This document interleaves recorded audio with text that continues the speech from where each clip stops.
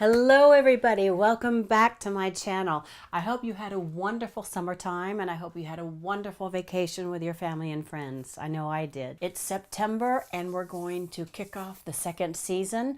We've got lots of wonderful yoga tutorials, of course, coming your way. And I hope we'll have a little bit more interaction this season in terms of commentary. But we've got one little new insertion this season, and I'm going to be bringing you every so often interviews that I will have done with either my favorite yoga teachers or yoga personalities that I know that are floating through town here, or some people that I have worked with musically.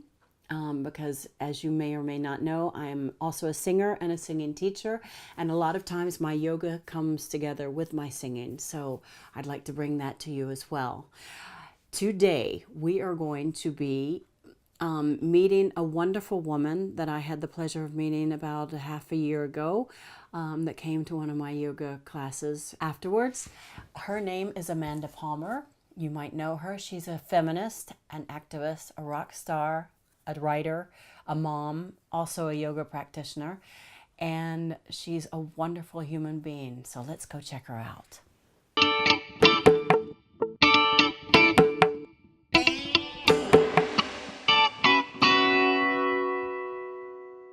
Amanda Palmer, thank you so much for coming to my house and giving me this interview.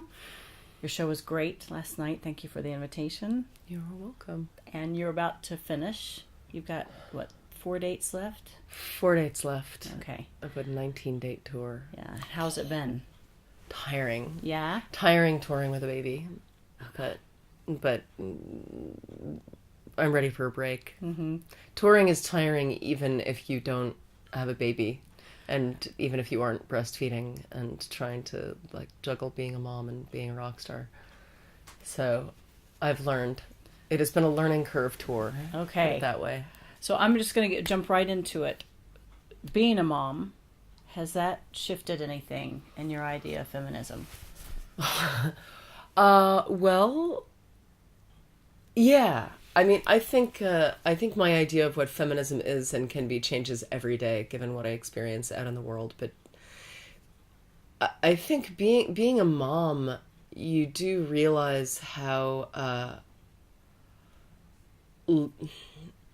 how fragmented, fractured, and separated and weird our society has become compared to what it has been at points and what it could be in the future. Because, I think the way we're generally trying to do life is kind of crazy. And the things that we expect and the things that we're trying to cram in, and especially if I can throw a giant blanket term over it, the way we do and don't take care of one another feels kind of broken. And nothing will make you notice that more than being a mom. Not just from my own personal experience, which I have to say has been pretty positive, but also I have money, I have help. I have already built a whole career. I have a lot of support. But I now have a primary experience of what it's like to be pregnant, give birth, do the caretaking of a baby, and you really get a frightening and visceral sense of how ghettoized a lot of mothers are, and how thankless and unpaid the work is and can be. And then, as an American woman having a baby and looking at the other American women around me from different classes and races and structures, you find yourself looking around the globe going well, how are those people doing it? How are those people having babies and taking care of them? How are these people doing it? And oh my God, there's so many things that we could be doing better as a society. So while you're going through the wonderful joys of parenthood, there's also this simultaneously really depressing part where you realize how broken our world is. Absolutely. And that brings me to another question I wanted to ask you, because you went with your baby, and you visited a couple of the refugee camps in Lesbos, yeah? Mm-hmm. How was that? And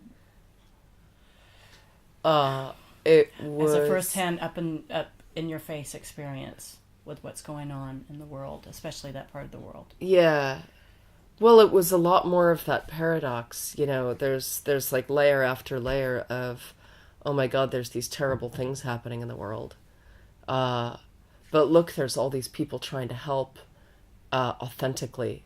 I mean, I met so many good, selfless, amazing, helpful people when I was in Lesbos, you know, from the locals to these grassroots organizations that are just like, we're going to help because no one else is here helping. And if we don't do this, who's going to do it? You know, who's going to give these people breakfast? Who's going to, you know, who's going to get the medicine when they're sick? You know, these are just a bunch of human beings and they're stuck here. So what do we do? Mm-hmm. And on and on and on. And then the flip side of that, which is like the giant non-working bureaucracies of organizations that are trying to help but are making the situation worse. And one thing that really that stuck out to me being in the refugee camp with Ash, because we, you know, when we went over, he was 19 months, is how unbelievably generous all of the kids there were with him. These are kids who live in a camp with almost nothing. Like, they have enough food to eat, and they have clothes, and they have shelter, and their lives aren't threatened, but they don't really have structure. They don't have prediction. They don't have school. They, you know, and this was a pretty, as far as refugee camps go, Karatepe, this camp that I was at, was pretty, you know, was on the classy scale of what refugee camps could be. Mm. But even though these kids are living in conditions that, you know, a lot of us couldn't fathom, you know, being 3, being 7, living in this place in this time, they were giving their toys and clothes to Ash because they thought he wanted them. You know, these kids who had nothing were so excited to give my kids something.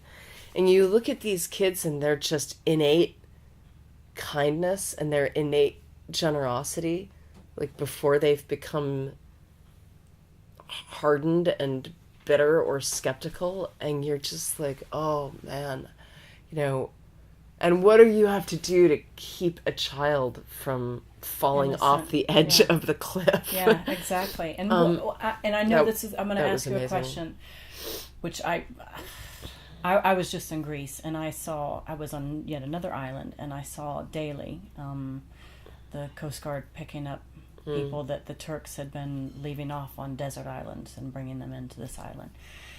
And it was the first time that I had been in a situation where it was up in my face as well. And, you know, it gives you food for thought. And I don't know this answer at all. But I'm going to, what do you think, what do you think we can do more? Or what do you think a more positive move is for this situation to get better? I can't believe you're asking me that. I don't know. I wish I knew. I would be doing it right now. I think, you know, the more crazy political stuff I see happening, the more I feel like our small personal investments in kindness and small compassionate moves to the people in our immediate vicinities are possibly the most powerful. You know, you and I aren't going to change the refugee crisis. You and I aren't going to stop poverty, but you're going to teach yoga classes. I'm going to make music. Everyone, you know, everyone has their talents and their potential contribution to a better global conversation. And I mean, nowadays, watching what's happening in the States and in the UK too, and watching the left kind of tear itself apart, I just think, if there had to be one giant focus or one giant change, it's just that everyone needs to listen more. Everyone needs to be more compassionate. Everyone needs to stop digging their heels into the I'm right, you're wrong mentality, because that's not working. And this is something that I wanted to talk to you about as well. Your engagement over the internet with your fan base, which is quite exceptional. It's very generous. From where I understand it and where I see it, it's something that you've really honed and patined for a very long time. And it seems like it's of utmost importance for you to keep that connection, that honest connection with your fan base. Yeah. And to me, that's the connection that I wanted to get at in this interview, is that your career is sort of like a yoga class. Yeah, actually. It's very yogic in terms of you're being kind is very important to you, and your connection to people. Well, yeah, it's funny. Like I've been to yoga teacher training with Baron Baptiste a couple times, and spent weeks in that headspace of what makes a good yoga teacher. And what makes a good yoga teacher is the same blueprint for what makes a good person generally. An actual authenticity, talking to the person that's right in front of you, not being full of shit, not pretending that you have something that your class doesn't have. Mm-hmm. And approaching everything as if you want to help, not as if you are superior. My least favorite yoga teachers are the ones who are either, robotic or, just sort of feel like they're going through the motions and sticking to a script and not actually in the room. Or the ones who sort of act superior. Mm-hmm. Like, you are the class, I am the teacher, I have the knowledge, you are, I want you to do this and you need to listen to me. And Lord knows. Oh my God. Yeah. And I mean, there's so many kinds of irritating yoga teachers. But like the same thing I look for in a yoga teacher is what I look for in a musician or a rock star or any kind of performer, which is they're a servant. Like, as a yoga teacher, you're a servant of your class. Mm-hmm. You are there to help and aid and guide these people, and you're there for them. They're not there for you. Right. And a good musician serves the music. Serves up the music and serves the audience. Yes. It's the same thing. Yes. Music is the flower. Yeah. It's all the flower. It's all the donut. There's a complicated metaphor going on here. You're gonna have to read the book to understand. You're gonna have to read the book. I wanted another thing. I wanted to touch on something that I read in the book. You got a lot of flack when you wrote that spontaneous poem after the Boston Marathon attacks. And I mean, obviously, putting yourself out there on the internet so blatantly and all the time, and so 100%, you get a lot of flack. You got a lot of flack for the crowdfunding as well.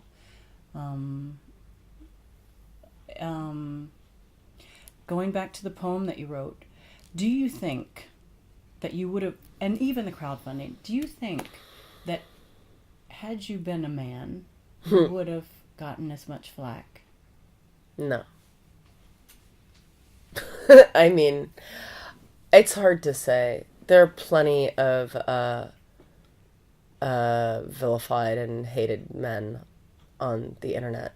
But yeah, there's a thing about being a expressive, opinionated woman that really pushes people's buttons. And I feel like it's my life practice to not fight back. To fight back by simply staying in the work and not spending a lot of time arguing. And, sometimes I feel like the biggest feminist contribution that any feminist can make is to just ignore the insanity of judgment and, shouting and dismissing and patronizing energy coming our way, and to just simply keep working. And, walking through the fire going like, this is happening at me, this is happening around me. But stopping my work in order to engage with all these crazy people and spending 100% of my time doing that is going to mean that I'm not going to work. And that's that way lies madness. Right. So, yeah, I think part of, and I think any female musician would probably say this nowadays, you decide in the pie chart of your time and energy how much of it you want to spend on your art, how much you want to spend promoting your art, how much you want to spend defending the time that you're spending promoting your art, how much time you want to spend defending your right to exist and be a musician, how much time you want to spend defending, your choices as a woman and whether you've chosen to wear lipstick or not wear lipstick or shave or not shave or put on heels or not wear heels. Because you will find that, the world conversation will want to dwell on those things the way they never would with a man. Because as a woman, you're constantly making those decisions, and then it doesn't matter which decision you're making, you're having to explain it, defend it, analyze it. And, you're rarely allowed to just get on with it and say, I am going to dress up, I am not going to dress up, I'm going to make music. And and you can feel like the journalists will just come at you with okay, well, forget about the music. Why did you choose to dress up? Forget about the music. Why did you choose not to dress up? Tell us about this. And, is this a feminist statement? And it's the more feminist statement is ask me about my fucking music. Because that's my work. And right. that is actually the thing of value, not the container. And the world is so used to treating women as containers that it's very hard to pull them away from that discussion. We're even having it now. So, there you go. To conclude the interview, I'm just talking about your music. Speaking of your music, at